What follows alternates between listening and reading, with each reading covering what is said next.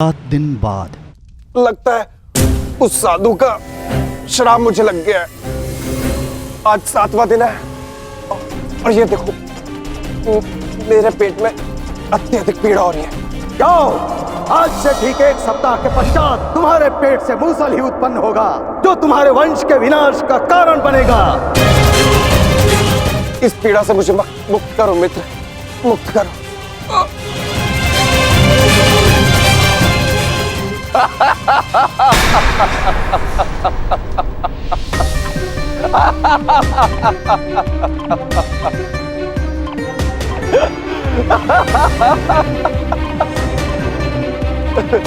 तुम कितने बड़े मूर्ख हो मित्र, कुछ नहीं हुआ मुझे, सही हूं मैं। कहा था ना मैं, वो साधु एकदम पाखंडी है।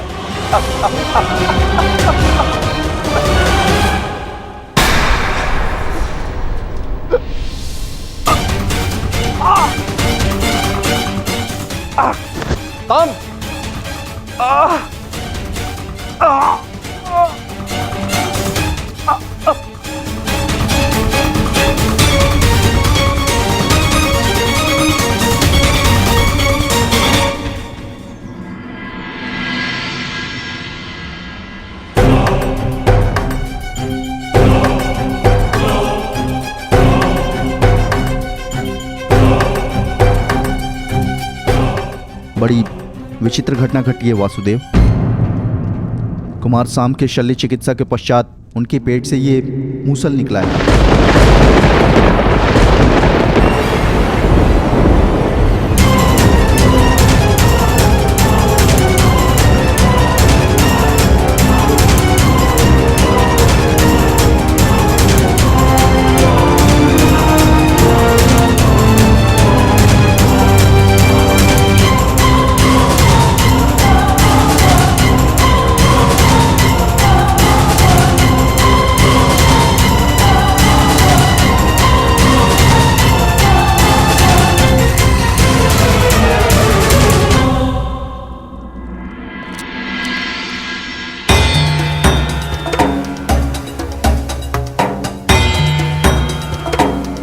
कुमार अब स्वस्थ हैं बलभद्र।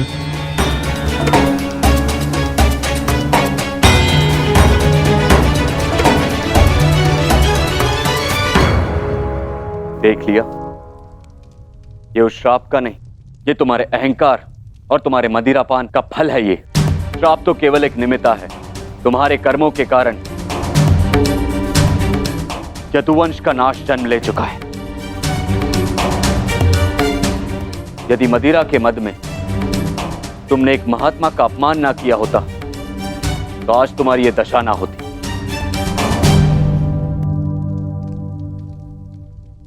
अब कुछ नहीं हो सकता था। मनुष्य को अपने कर्मों का फल मिलता ही है, परंतु एक के कर्मों का फल पूरा वंश भुगते, ये नीति नहीं है। यदि अनाज के पौधों के बीज में घुन लग जाए तो वो सारी फसल नष्ट कर देते हैं दाऊ। नहीं कान्हा, मैं सांप की मूर्खता का फल समस्त द्वारका को नहीं भुगतने दूंगा।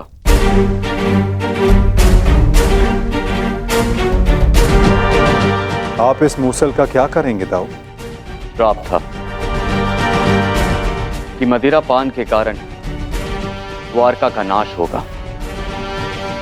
मैं आज ये घोषणा करता हूं कि समस्त द्वारका में किसी भी प्रकार का मद्य का उत्पादन, सेवन या बिक्री वर्जित है।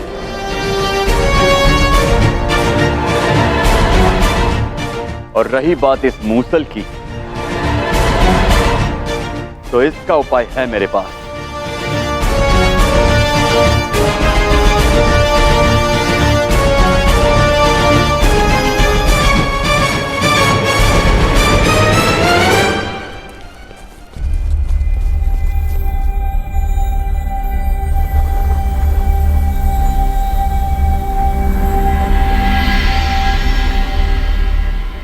आपके आदेशानुसार मूसल की भस्म बना दी गई है बालभद्र। इसे द्वारका के समुद्र तट पे बहा दो।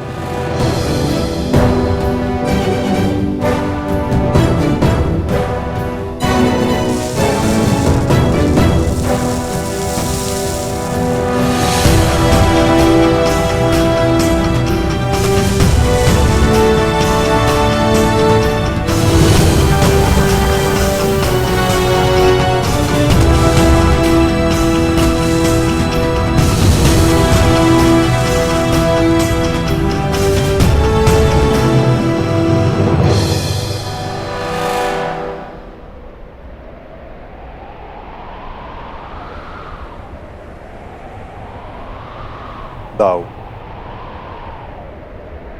हमारे कर्म ही हमारी नियति निर्धारित करते हैं, केवल सांब के कर्म ही नहीं। कुछ श्राप हैं। मैं तुम्हें श्राप देती हूँ कि जिस प्रकार तुमने मेरे कुल का अंत किया है, उसी प्रकार तुम्हारे कुल का अंत भी होगा। और कुछ पाप भी जो द्वारिका की नियति बनाएंगे।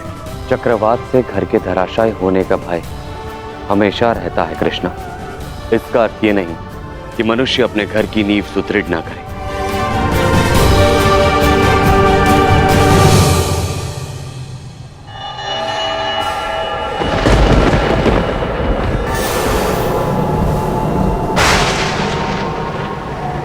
जब नींव गल जाती है दाऊ, तो भवन का धराशायी हो जाना निश्चित होता है। द्वारका का अंत समीप है।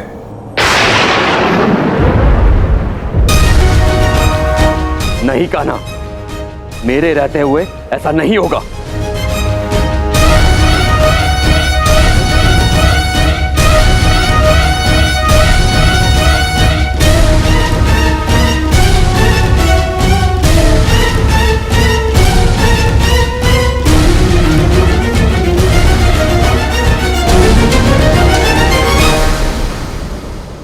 समय किसी की नहीं सुनता और ना ही श्राप आपकी सुनेगा दाऊ। यदा यदा नियति ने जो चुना है हमारे लिए, ग्लानि हमें वो भुगतना ही होगा।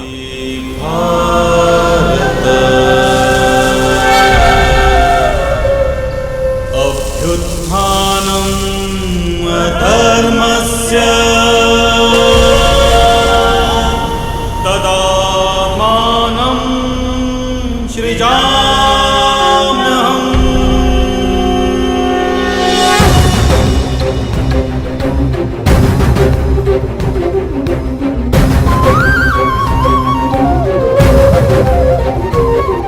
हर एक सरकंडे में एक आहुति छिपी है दाऊ। किसी की मृत्यु तो किसी की मुक्ति।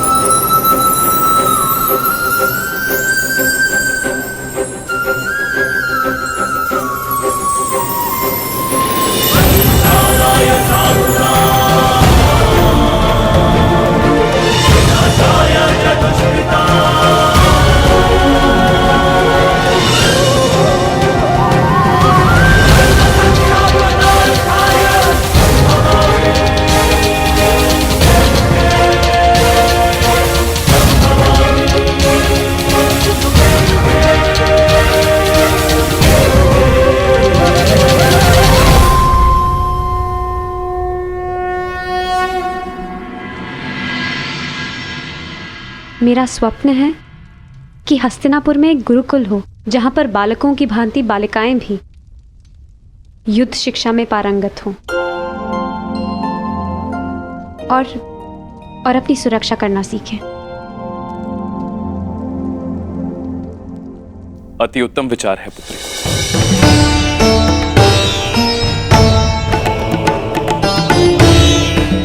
प्रणिपात, प्रणिपात, प्रणिपात।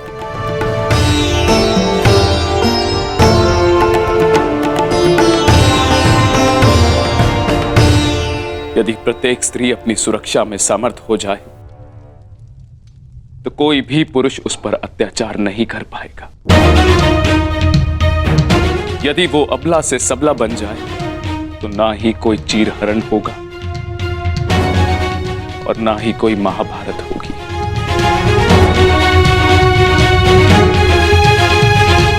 ज्येष्ठ पिताश्री, आपने स्मरण किया? हाँ पुत्र, एक महत्वपूर्ण निर्णय लिया है जो मैं तुम्हें बताना चाहता था।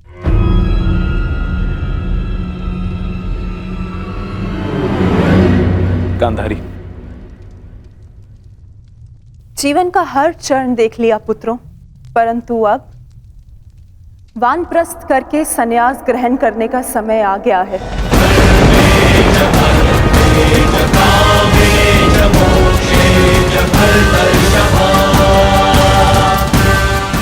हाँ पुत्र, हिस्ट्री जीजी और मुझे विदा लेने की आज्ञा दे।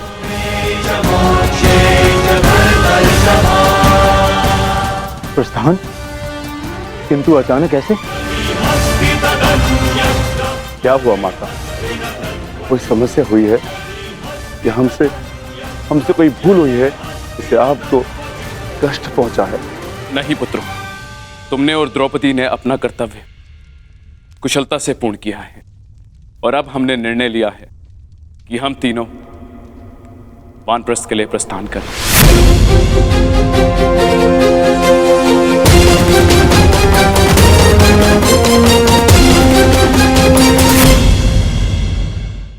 कि हम तीनों वानप्रस्थ के लिए प्रस्थान करें।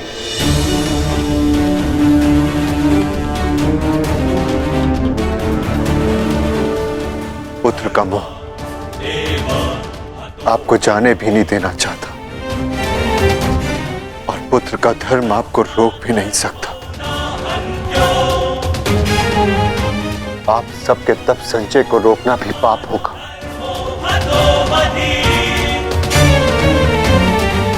आदेश दीजिए ज्येष्ठ पिताश्री, व्यवस्था हो जाएगी। पुत्र, मुझे तुम पर गर्व है।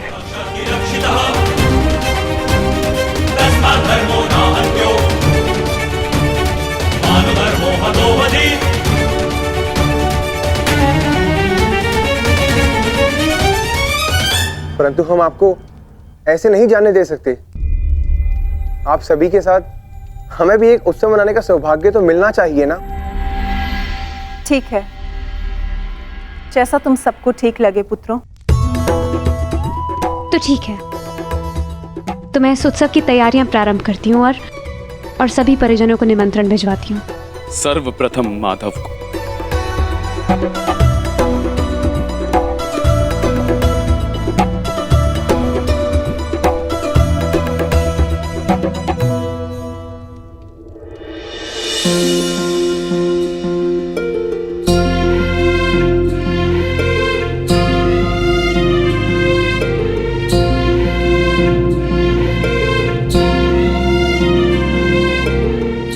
सखी ने निमंत्रण दिया है, स्वीकार करना ही पड़ेगा।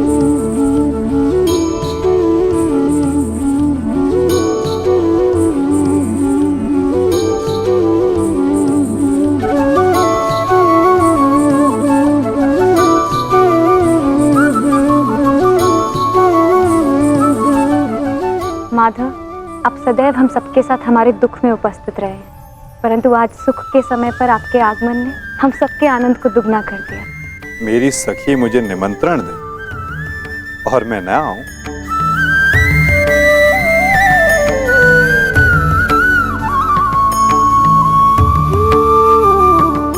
तुम सबका परिश्रम स्पष्ट दिखाई दे रहा है। जब प्रेरणा देने वाला शुभ हो तो परिश्रम का फल भी शुभ ही होता है माधव। आइए माधव, अपना स्थान ग्रहण करें।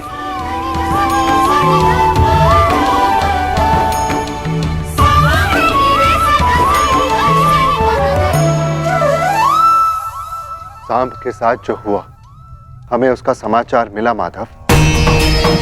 हमें उसका खेद है। कुमार सांब के शल्य चिकित्सा के पश्चात उनके पेट से ये मूसल निकला है। समय का चक्र और नियति को कोई नहीं रोक सकता धर्मराज। परंतु मुझे सदा खेद रहेगा।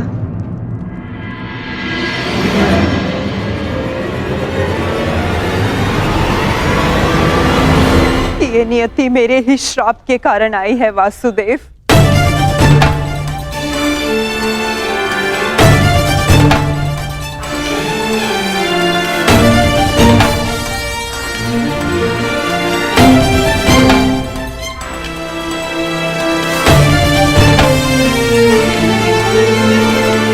प्रणिपात राजमाता। संतोष मिला कि मेरी भूल के पश्चात भी आपका यहाँ आगमन हुआ वासुदेव। नहीं राजमाता, मैं आया क्योंकि मेरा यहाँ उपस्थित होना आवश्यक था। मुझे क्षमा कर दीजिए वासुदेव। बीते समय पर शोक मनाने से कोई लाभ नहीं। आनंदमय तो ये है कि हम सभी आने वाले नए भविष्य का स्वागत करें। कैसा भविष्य माधव? बधाई हो सम्राट, महारानी वृषाली ने पुत्र को जन्म दिया है।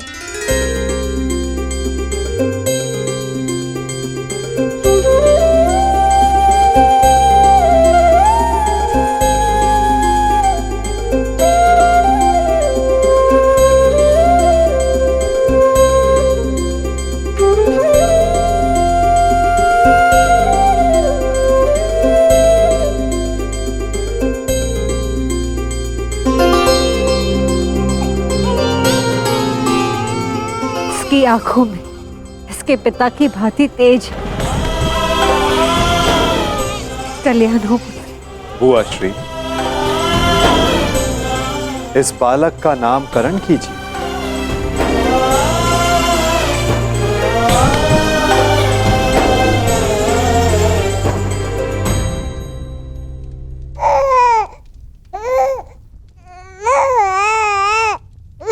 नहीं माधव, ये कार्य आपका है।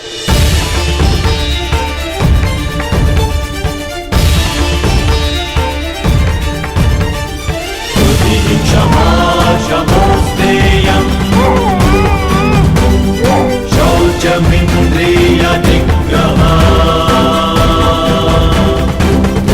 क्षमा शमोस्तेयं शौचमिन्द्रिय निग्रह निर्विद्या सत्यं प्रोतो दशकं धर्मलक्षणम्। मित्रकर्ण के एक वीर पुत्र का नाम वृषसेन था और इस वीर बालक का नाम है राधे कर्ण पुत्र वृषकेतु। वृषकेतु वृषकेतु वृषकेतु।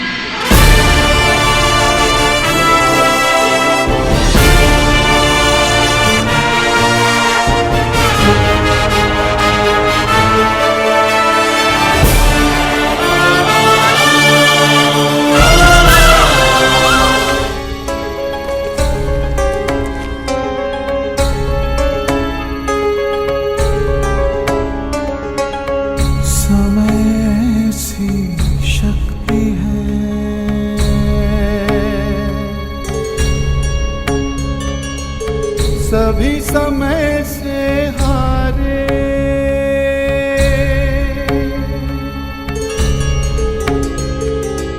समय सी शक्ति है, सभी समय से हारे राजा हो या रंग सभी बनते रहे बेचारे।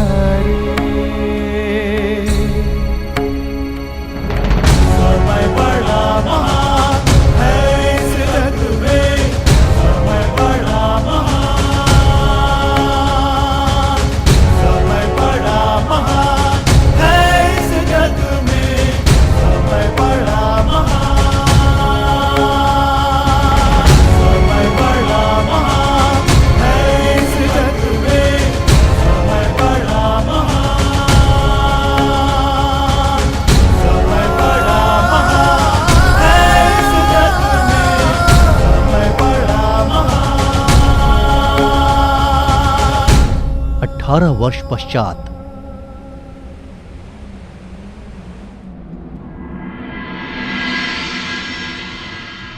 तो कुरुकुल की अगली पीढ़ी अपना प्रशिक्षण पूर्ण कर चुकी है धर्मराज। जी माधव, परीक्षित और वृषकेतु दोनों ने शिक्षा प्राप्त कर ली। अब सत्ता को अगली पीढ़ी में हस्तांतरित करने का समय आ गया। परंतु माधव महाराज,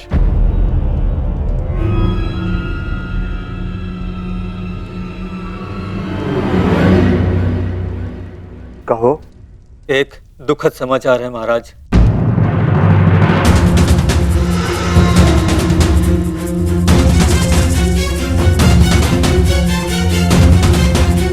अभयदान दिया, बोलो क्या समाचार है? राजमाता कुंती। क्या हुआ है माता कुंती को?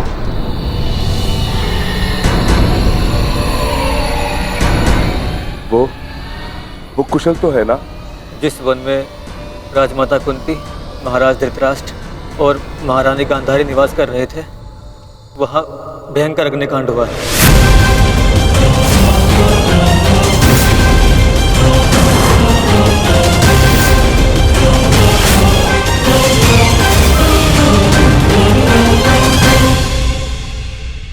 और वो तीनों जलकर भस्म।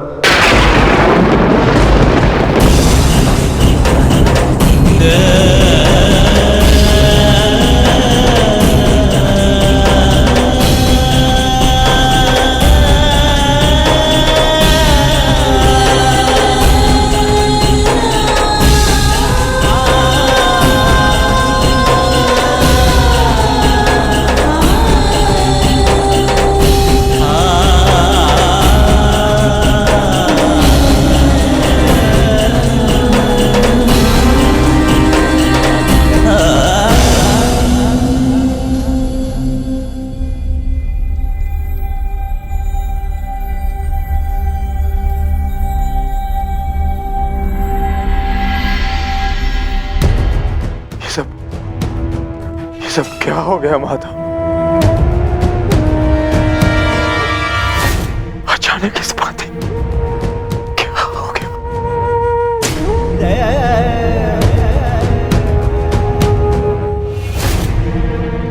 जो संसार में आया है उसे जाना ही है। महत्वपूर्ण ये है कि वो अपने जीवन से क्या लेकर गए और इस संसार को क्या देकर गए।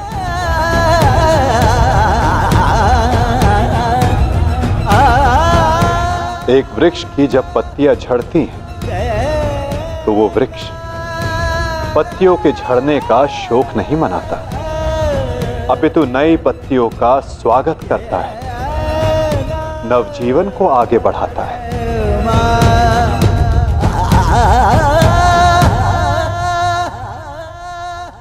आप सब स्वयं को संभालिए।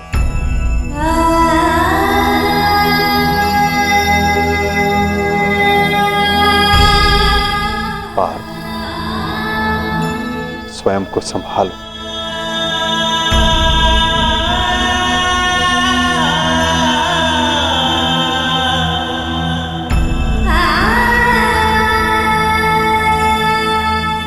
धर्मराज, आपने अपना हर कर्तव्य, हर उत्तरदायित्व कुशलता पूर्वक पूर्ण किया है और परिवर्तन का जो वचन आपने दिया था उसे भी पूर्ण किया। और अब ये समय दुख मनाने का नहीं, अपितु अपना उत्तरदायित्व पूर्ण करने का है धर्मराज।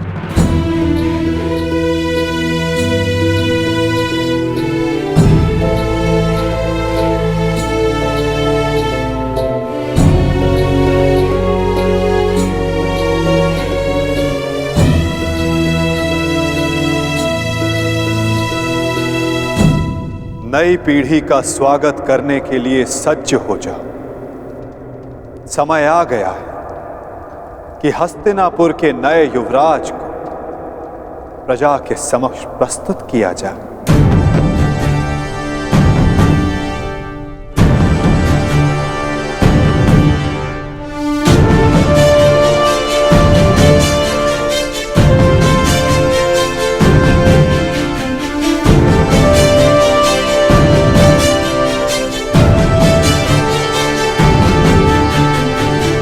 समय आ गया है कि हस्तिनापुर की ये सभा कुरुवंश की आने वाली नई पीढ़ी का स्वागत करे।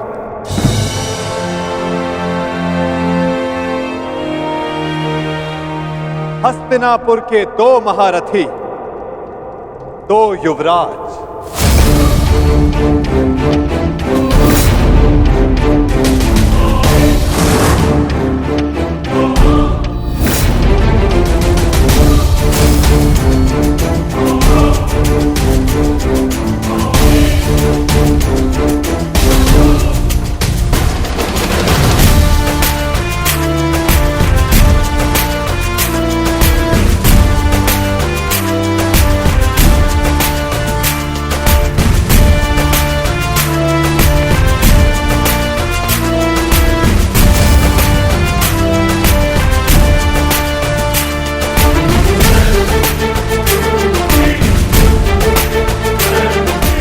जिन्हें पांडवों ने स्वयं अपनी युद्ध कला के ज्ञान से प्रशिक्षित किया है, जिन्हें महाधनुधर अर्जुन ने धनुर्विद्या सिखाई,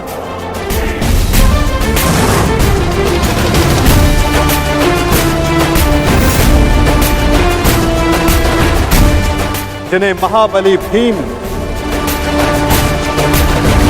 शक्ति और गदा युद्ध में पारंगत किया,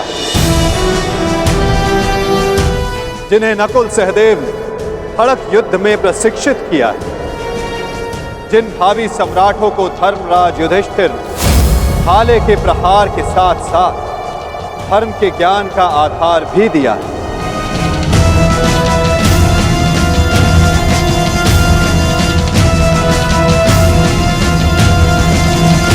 अब भारत के नए शासक तैयार हो चुके हैं। धर्म स्थापना के लिए नई पीढ़ी सज्ज हो चुकी है।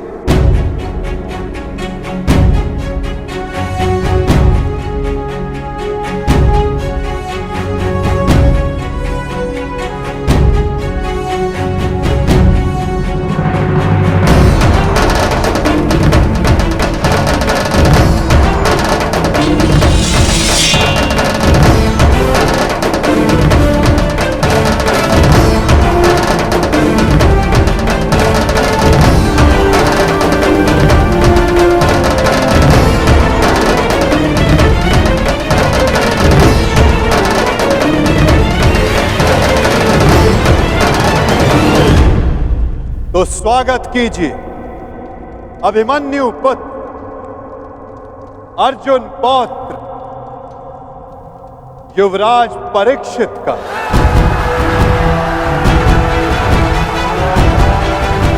युवराज परीक्षित की, युवराज परीक्षित की, युवराज परीक्षित की, युवराज परीक्षित की, युवराज परीक्षित की,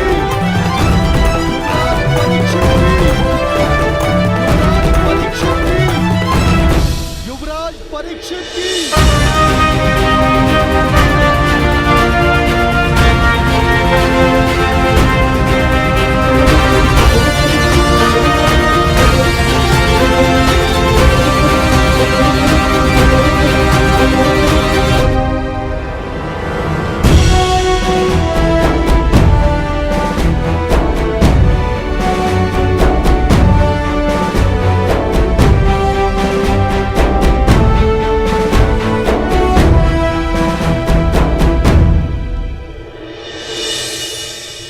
और अब स्वागत कीजिए राधे कर्ण पुत्र युवराज वृषकेतु का। युवराज वृषकेतु की, युवराज वृषकेतु की, युवराज वृषकेतु की, युवराज वृषकेतु की, युवराज वृषकेतु की, युवराज वृषकेतु की।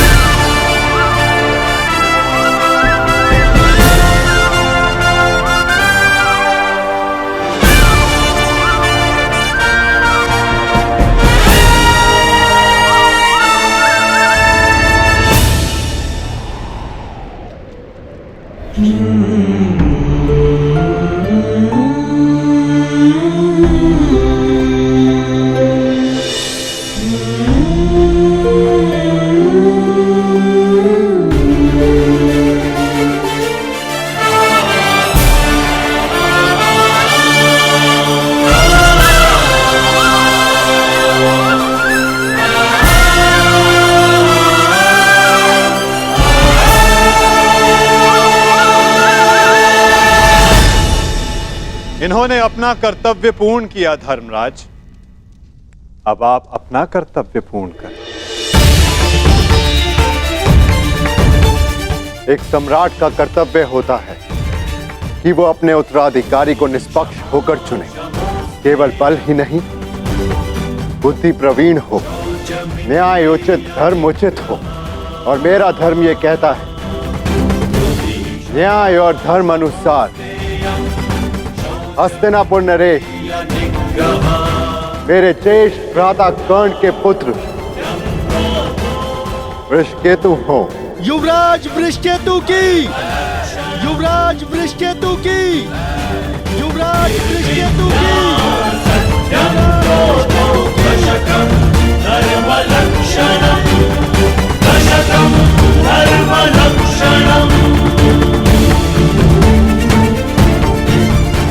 काकाश्री, मेरे लिए ये मान्य नहीं।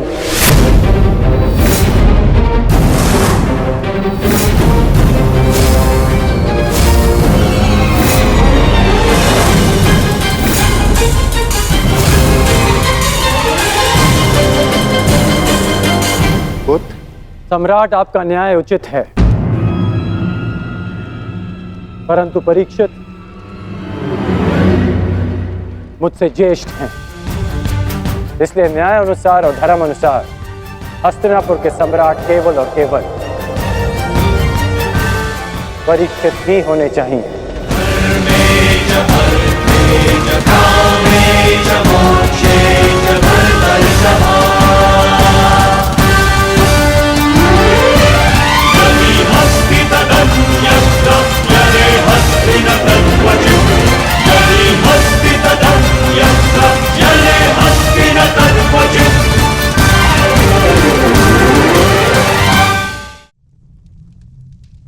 परंतु पुत्र, अद्भुत वृषकेतु, ये त्याग केवल कर्ण पुत्र ही कर सकता है।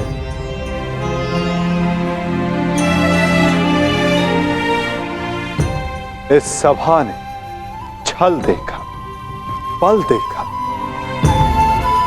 नारी का दंभ भी देखा, और आज बंधु प्रेम और त्याग देख रहा है।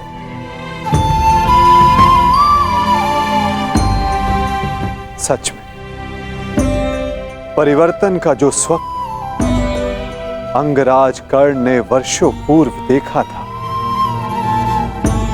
वो परिवर्तन आज दिख रहा है।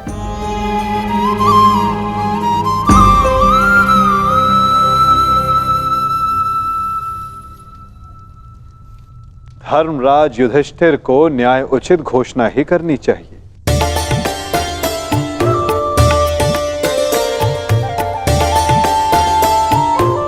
जैसी आपकी आज्ञा माधव।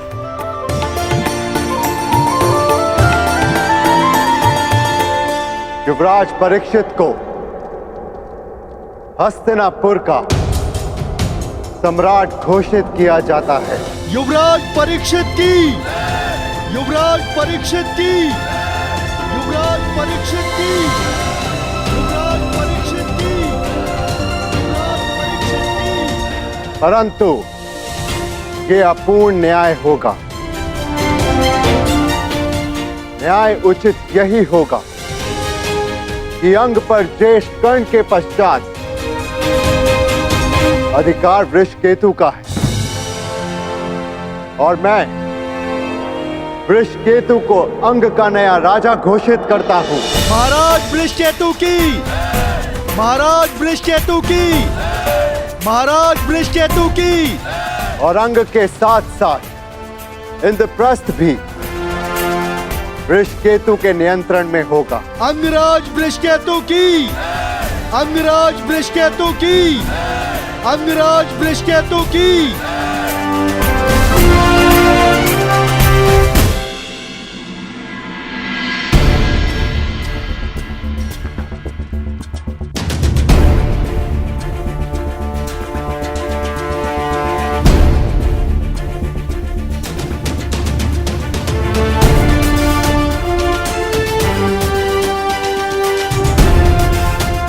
सच हो। मैं तो आरंभ से ही सज्ज हूं।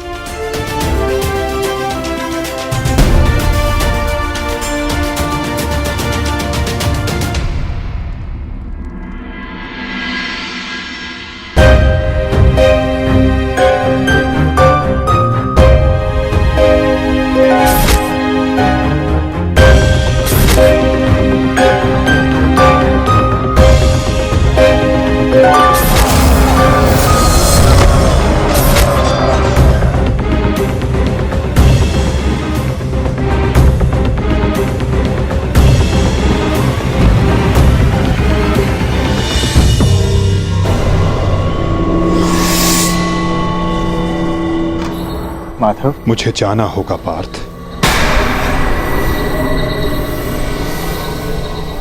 परंतु माधव। नहीं पार्थ, नियति मुझे पुकार रही है।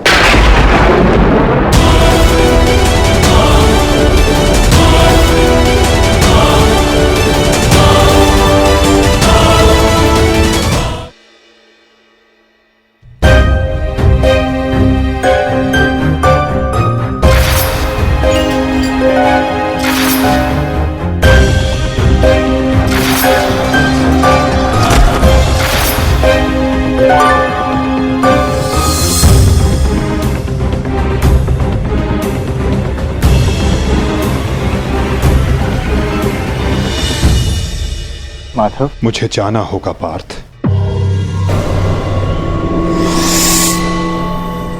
परंतु माधव। नहीं पार्थ, नियति मुझे पुकार रही है।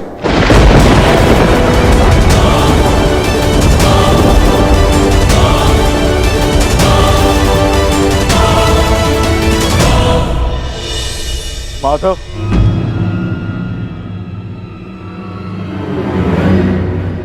आपने बताया नहीं कि अचानक ऐसा क्या हुआ जो आप जा रहे हैं। प्रथम बार आपके मुख पर यह पीड़ा देख रहा।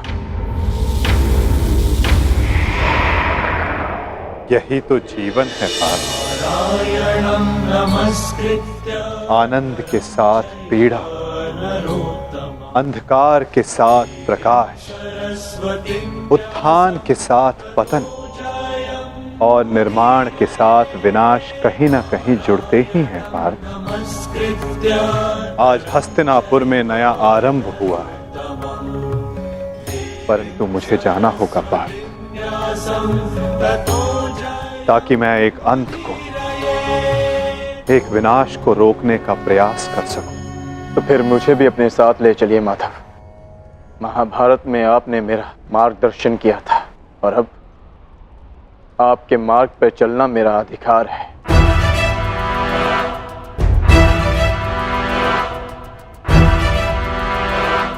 अवश्य पार्थ, ये तुम्हारा अधिकार है, किंतु ये यात्रा केवल मेरी है पार्थ। ये कर्तव्य केवल मेरा है और मुझे इस यात्रा को अकेले ही पूर्ण करना होगा।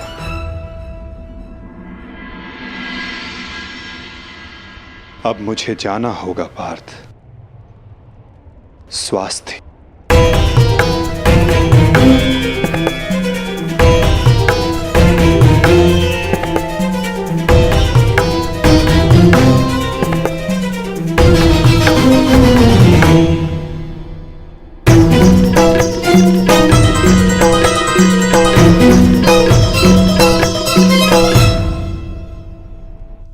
ये क्या कह रहे हो अर्जुन?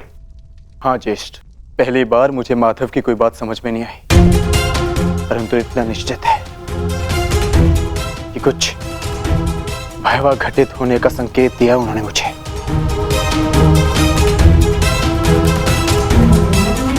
मैं आपकी आज्ञा लेने आया हूं ज्येष्ठ। मुझे द्वारका जाना होगा।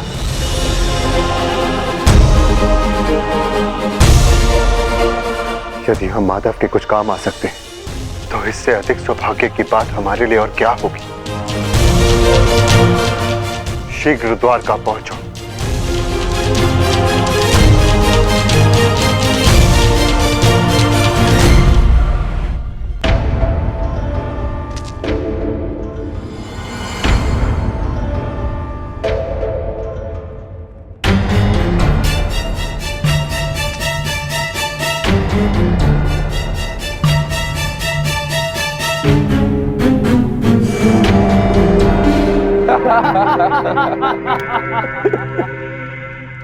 जन्मदिन की बधाई हो मित्र। कृतवर्मा, स्वागत है तुम्हारा। तुम्हारी ही प्रतीक्षा हो रही थी। वाह, क्या अद्भुत प्रबंध है। इतना सुंदर भोज मैंने कभी नहीं देखा। वाह। काहे का भोज मित्र? ऐसा प्रतीत होता है अद्भुत भोज किए हुए जैसे एक युग बीत चुका है। ताऊ श्री ने संपूर्ण द्वारिका में मदिरा पान और उसके विक्रय पर प्रतिबंध लगा रखा है। अगर मदिरा मिल जाती तो आनंद आ जाता। परंतु मित्र, उसके पीछे बलभद्र का कारण उचित था। ऋषि के श्राप का प्रभाव तो तुम देख ही चुके हो। उसने जो कहा वैसा ही हुआ। तुम्हारे गर्भ से मूसल का जन्म हुआ और श्राप था कि उस मूसल से यादवों का अंत होगा। और आज उस श्राप का प्रभाव उस मदिरा पर लगी रोक ने ही रोक रखा है मित्र। कृतवर्मा, प्रतीत होता है कि तुम मेरे पूजनीय पिताश्री के साथ रह रहकर प्रवचन देना सीख गए। वो मूसल नष्ट हो चुका है। ताऊ श्री ने स्वयं उसका चूर्ण बनवाकर सागर में बहा दिया। यदि आज मदिरा मिल जाती तो आनंद ही आ जाता। यदि कुमार आदेश दे तो जन्मदिन की भेंट प्रस्तुत करूं। बलभद्र से छिपाकर काशी से मदिरा मंगाई है।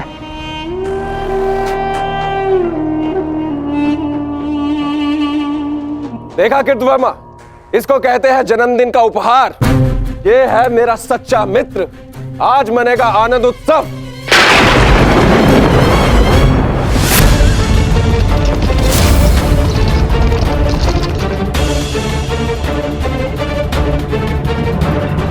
ये मेरे जन्मदिन पर मेरे मित्रों के नाम।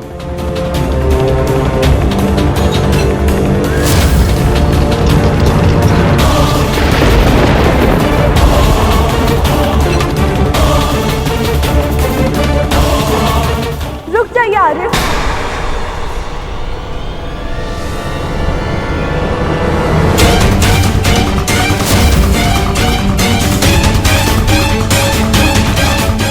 जब काल सामने खड़ा तो उसे जाने को नमस्कार किया जाता, उसका आलिंगन नहीं किया जाता।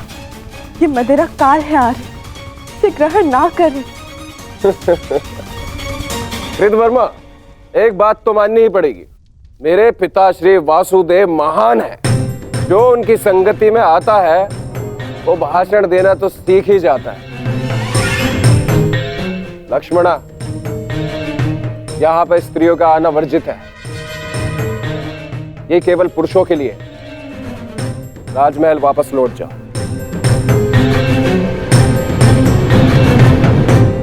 इन पुरुषों में मेरे अर्धांग भी है आर्य, जो स्वयं ही काल के गाल में जाने के लिए प्रस्तुत हो रहे। परंतु मैं ऐसा नहीं होने दे सकती।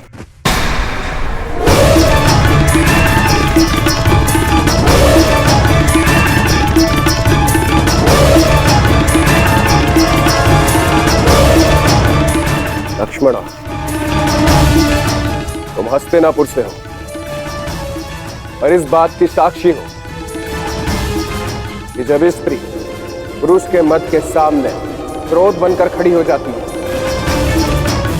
तो उसके परिणाम अच्छे नहीं होते। जाओ यहां से, राजमहल वापस लौट जाओ।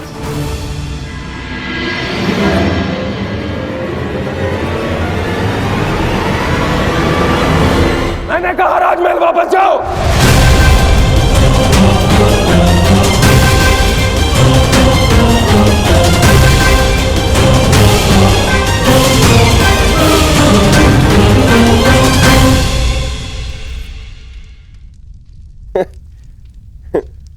शुभ कार्य में विघ्न आते ही है मित्रों।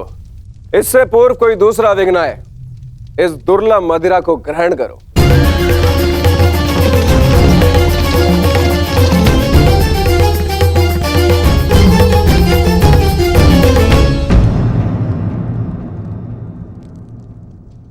लक्ष्मणा, तुम अपना अश्रु मुझसे नहीं छुपा सकती हो। क्या हुआ पुत्री? क्या सामने तुमसे कुछ कहा? यदि वो कुछ कह देती तो मैं सह लेती ज्येष्ठ पिताश्री। तो वो जो करने जा रहे वर्षों पूर्व साधु ने जो श्राप दिया था पूर्ण होने जा रहा है पिताजी। यादवों का विनाश रोकिए।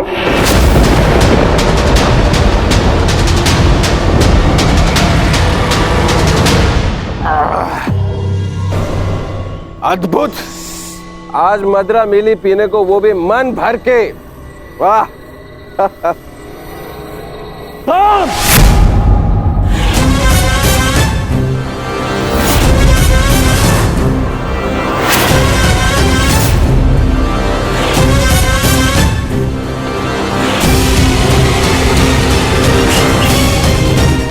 मैंने मद्यपान निषेध किया था। द्वारका के अंदर मदिरा लाने का साहस कैसे किया तुमने साम? तुम युवराज हो, द्वारका के अगले राजा, तुम्हें ये सब शोभा नहीं देता है। और तुम सब साम के मित्र हो ना, तुम्हारा कर्तव्य है यदि युवराज के पद अनुचित मार्ग पर जाए तो उन्हें अनुचित मार्ग पर जाने से रोके, उचित मार्ग दिखाए। और तुम लोग स्वयं उसे अनुचित मार्ग पर जाने दे रहे हो, कैसे? ताऊश्री, जो कहना है मुझसे कहिए। इनसे क्या बात कर रहे हैं जो आपकी आंखों में आंखें नहीं मिला सकते? इनसे प्रश्न करके क्या लाभ? लज्जा नहीं आती तुम्हें साम? बड़ों की आज्ञा तुमने सदाई टाली है, अब राज आज्ञा का भी उल्लंघन करने लगे। क्या ताऊश्री, हर बात पे रोक टोक। क्या किया आपने अपने समस्त जीवन में? हाँ? दूध पिया और माखन खाया। ताऊश्री, अरे ताऊश्री, मदिरा तो चख के देखिए। जीवन का वास्तविक आनंद तो इसमें है। आप मदिरा पिएंगे तो आपको भान हो जाएगा कि अपने अनुज के दाव बनने के अतिरिक्त भी इस जीवन में और बहुत कुछ है। बड़े होकर जन्म लिया आपने, मदिरा पीजिए। अपने बड़े होने के पद का और उसकी शक्ति का भी भान हो जाएगा आपको। लीजिए। राम!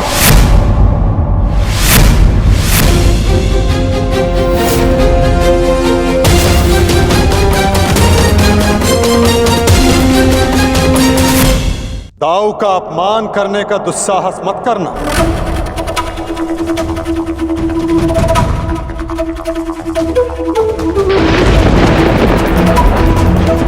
परिहास और उपहास में अंतर होता है साम।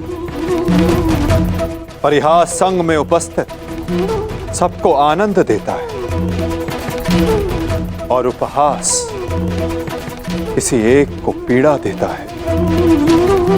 और तुम्हारा उपहास इस समय जिनको पीड़ा दे रहा है वो मेरे ज्येष्ठ भ्राता हैं, मेरे दाऊ हैं साम।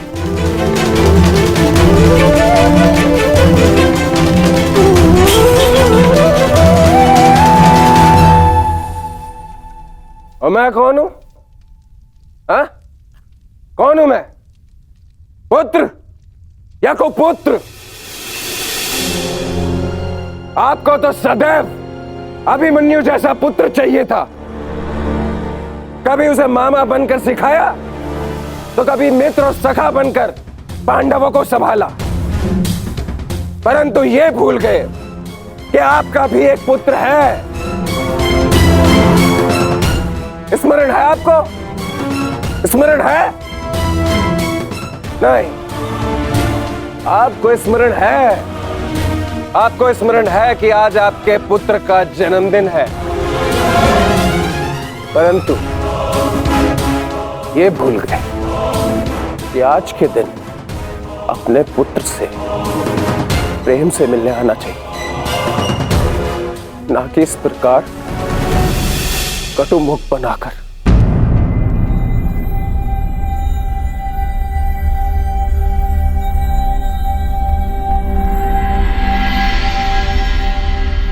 ये उत्सव संपन्न हुआ,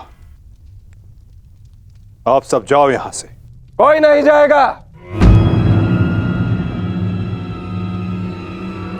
ये उत्सव मैंने रखा है और ये कब संपन्न होगा इसे मैं निर्धारित करूंगा।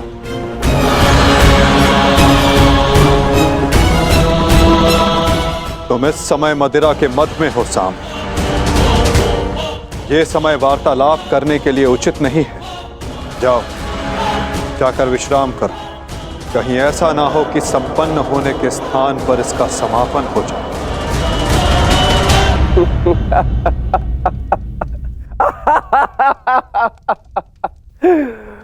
मद में तो अंधे आप भी है वासुदेव। महाभारत की विजय का मद अभी आपके सर से उतरा नहीं है वासुदेव।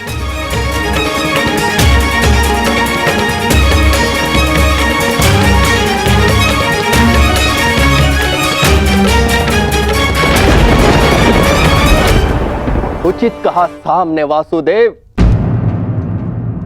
ना आप महाभारत की विजय से विमुख हो पा रहे हैं और ना पांडवों के प्रति प्रेम से।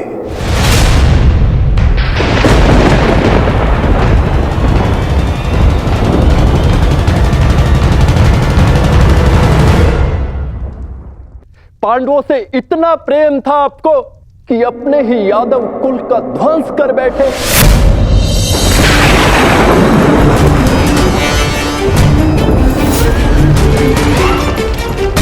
अपने ही कुल की यादव सेना का, नारायणी सेना का उन पांडवों के हाथों विध्वंस करवाते रहे और उस अर्जुन को गीता का ज्ञान दिया और भोले भाले यादवों के रक्त से कुरुक्षेत्र को नहलाते रहे और बताते रहे उस अर्जुन को कहां कौन सा अस्त्र चलाना है। क्यों वासुदेव, क्यों? अपने सखा के लिए, अर्जुन के लिए। क्यों क्यों इतना प्रिय है वो आपको? क्यों? कभी कभी मुझे लगता है कि ये सखा और ये सखी ये सब नाटक है।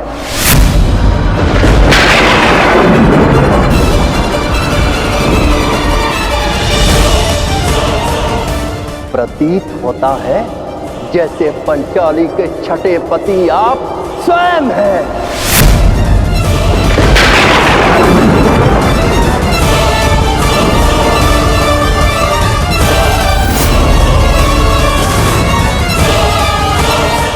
कृतवर्मा!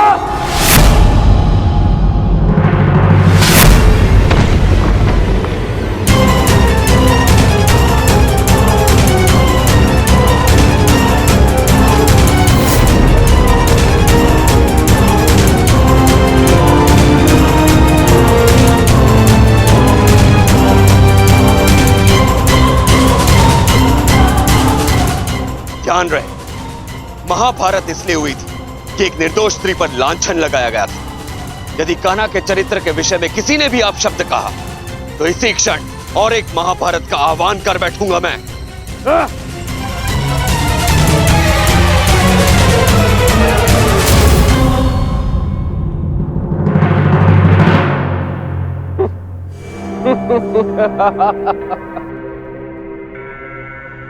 वाह, प्रेम हो तो ऐसा, भाई हो तो ऐसे।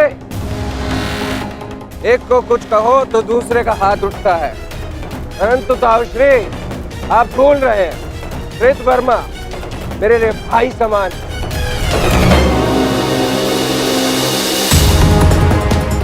एक तो आप मेरे जन्मदिन पर बिना आमंत्रण के यहां पहुंचे और दूसरा मेरे मित्र पर आपने हाथ उठाया।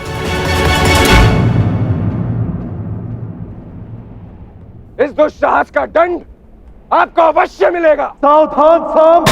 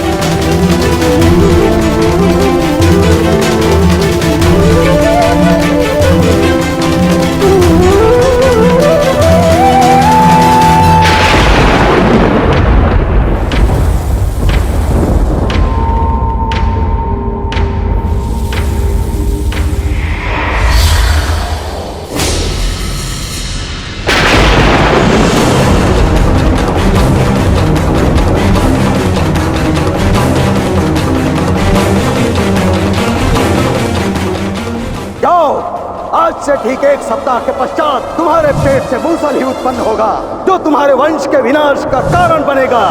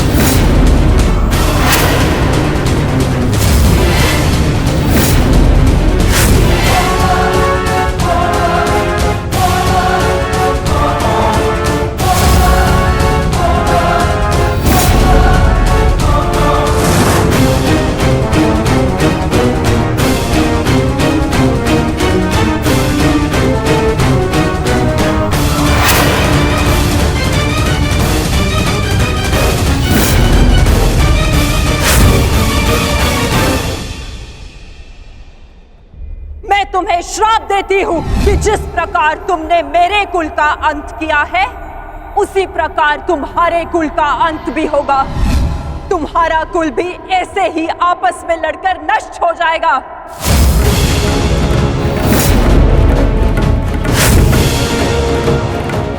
मैंने कहा था गांधार नंदिनी से कि श्राप नहीं, पाप मनुष्यों के नाश का कारण बनता है। आज यादवों के पाप उनके नाश का कारण बनेंगे।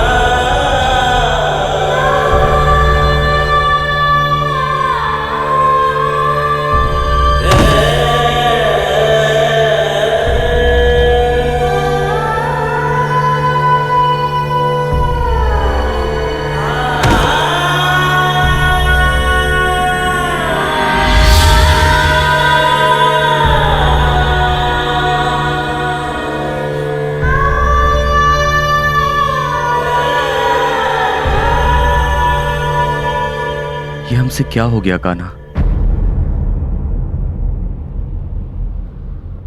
हमने अपने ही कुल का नाश कर दिया। नहीं दाऊ, मनुष्य का विनाश उसके पाप कर्मों से होता है। यही नियति है और यादवों ने अपनी नियति स्वयं चुनी। जब जब मनुष्य अपने भीतर मद, दाम और क्रोध को जगाएगा, तब तब वो ऐसे ही भूमि पर सो जाएगा।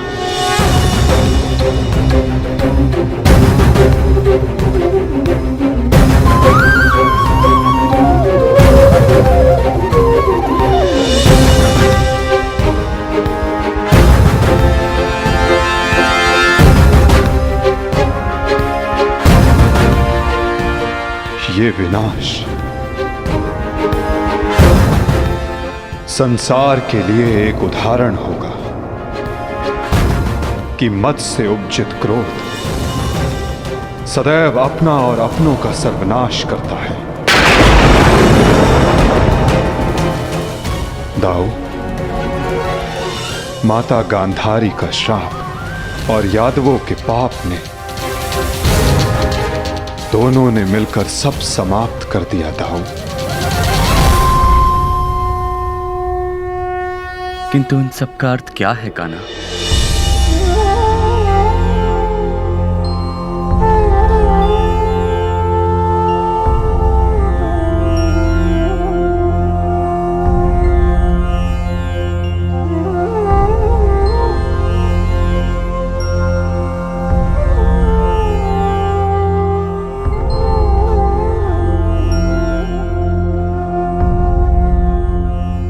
इसका अर्थ यह है दाऊ कि हमारा कार्य पूर्ण हुआ, कि हमारे जाने का समय हो गया है। हमारे जीवन का लक्ष्य अब पूर्ण हो गया है।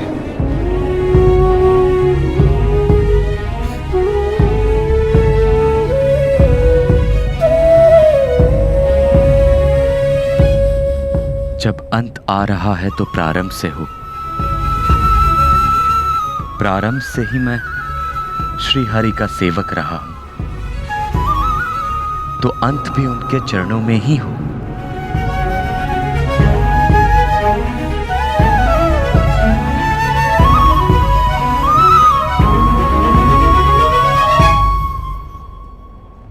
नमो भगवते वासुदेवाय।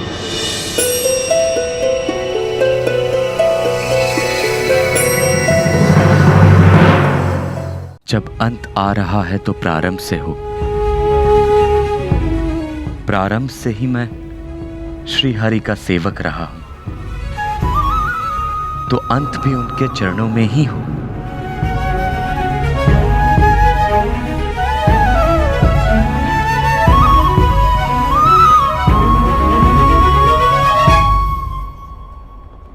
नमो भगवते वासुदेवाय।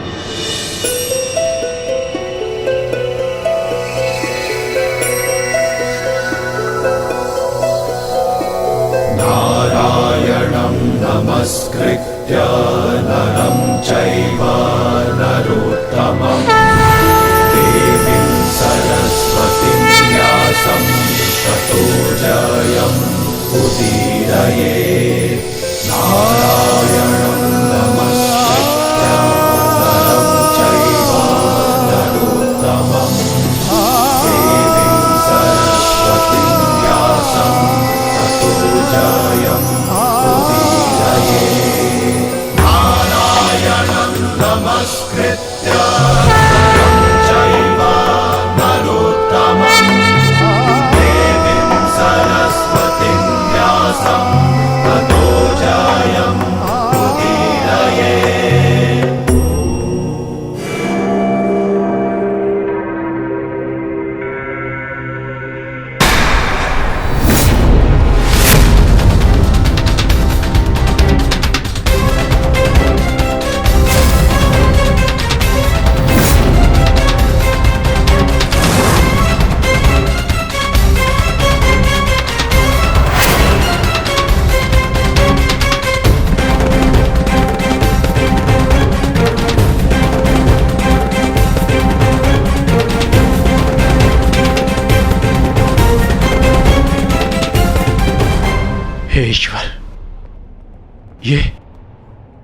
कैसा नरसंहार है।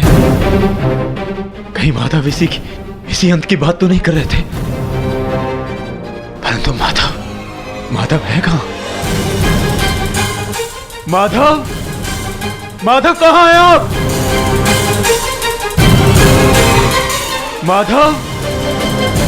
माधव कहां हैं आप?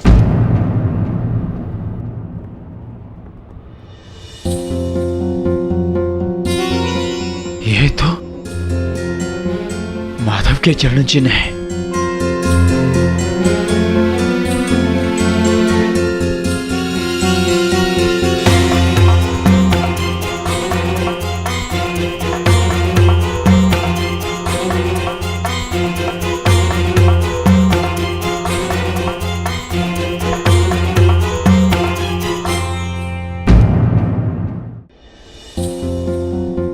ये तो माधव के चरण चिन्ह है।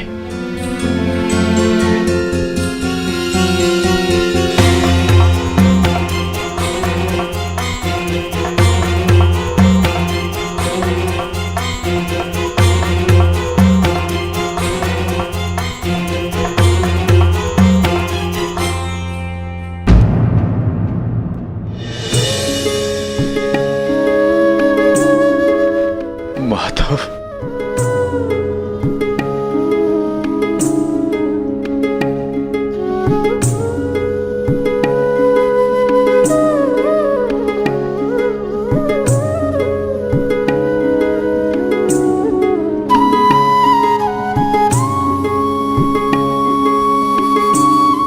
आओ पार्थ,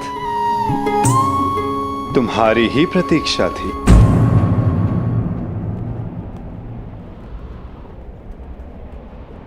तुम्हें आना ही था, क्योंकि मेरे जाने का समय हो गया है।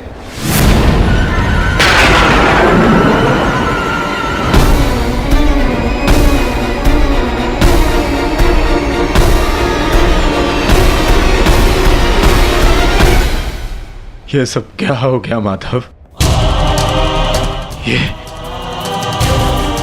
ये विनाश कैसा? हर प्राणी के जीवन का एक कारण होता है, एक लक्ष्य होता है पार्थ, और उस लक्ष्य के पूर्ण हो जाने के पश्चात उसका सृष्टि में रहना संतुलन बिगाड़ता है। कुरुक्षेत्र के युद्ध में जो शक्ति शेष रह गई थी, वो संतुलन बिगाड़ रही थी पार्थ। जब शक्ति के साथ उत्तरदायित्व का भान ना हो तो मनुष्य पापी बन जाता है, और यादवों के अंत के साथ उस पाप का भी अंत हुआ पार्थ। सदैव स्मरण रखना पार्थ, बिना उत्तरदायित्व के भान की शक्ति सदैव विनाश लाती है।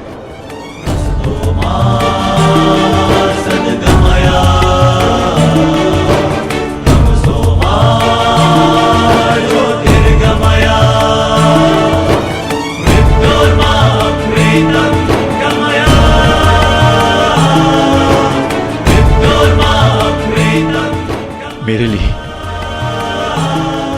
क्या आदेश है माधव?